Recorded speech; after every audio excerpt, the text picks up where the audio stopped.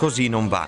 Il governo nazionale deve battere un colpo non solo il ministro allo sviluppo economico Flavio Zanonato, ma lo stesso presidente del Consiglio dei Ministri.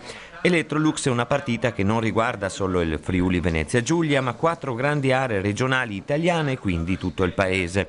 Lo ha dichiarato oggi a Trieste la presidente del Friuli Venezia Giulia, Deborah Serracchiani, che ha incontrato nella sede della regione, assieme a tutta la giunta regionale, una folta delegazione di lavoratori giunti nel capoluogo giuliano dallo stabilimento Electrolux di Porcia e una rappresentanza dei lavoratori di Susegana. Abbiamo fatto l'iniziativa nostra propria, noi abbiamo diverse crisi, diversi tavoli aperti, abbiamo la necessità di rendere questo territorio nuovamente attrattivo, quindi abbiamo immaginato un piano di sviluppo che riguarda tutta la regione, in particolare alcune aree di maggiore disagio come quella del Pordenonese, dove facciamo delle proposte varie che riguardano la leva fiscale, l'innovazione, che riguardano il processo di lavoro, che riguardano naturalmente anche il costo del lavoro e il costo dell'energia, e auspichiamo che questo sia un primo tassello importante per ricominciare a rilanciare l'industria, a tenere i posti di lavoro che abbiamo e magari riuscire a crearne anche di nuovi.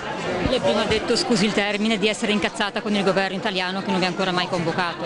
Ma sì, perché nonostante l'investigazione sia ormai iniziata da diversi mesi e nonostante abbiamo chiesto più volte di essere ricevuti a Roma, nessuno dei presidenti è stato ricevuto a Roma e il ministro non ha neppure ancora comunicato se ha avuto un contatto diretto con la proprietà svedese. È chiaro che sono estremamente indignati.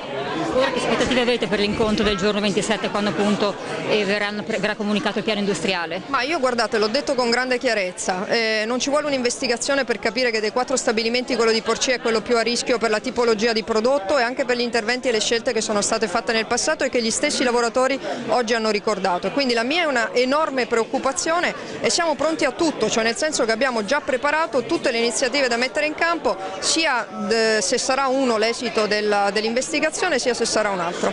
Stiamo lavorando sia sul tema dell'innovazione, sul tema delle infrastrutture, sul tema della fiscalità, stiamo preparando tutta una serie di iniziative, le abbiamo praticamente già pronte, che andranno poi a regime. Naturalmente da sole non bastano per rendere competitivo il sito di Porcia, serve una regia del governo italiano, serve una regia che permetta un intervento dal punto di vista del governo riguardante costo del lavoro, energia e quant'altro, e da parte del governo stesso di mettere in sinergia gli interventi che le singole regioni faranno per i loro stabilimenti. Allora, dall'unione di tutto questo potrà uscire una piattaforma realmente competitiva per quanto riguarda la vicenda Electrolux.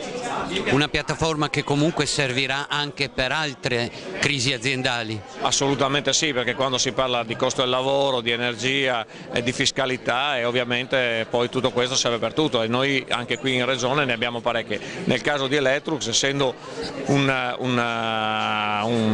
problema di tipo nazionale, è evidente che abbiamo bisogno che il governo italiano prenda le redini di questo tavolo. Ad oggi non aver ancora convocato il tavolo per me è una cosa inaccettabile e io ritengo che non debba essere più il ministro, ma deve essere il Presidente del Consiglio a prendere in mano realmente la vicenda politica. Qui si parla del settore del bianco, secondo settore in Italia del manifatturiero dopo l'auto, 130.000 addetti, 10.000 solo nel gruppo Electrolux.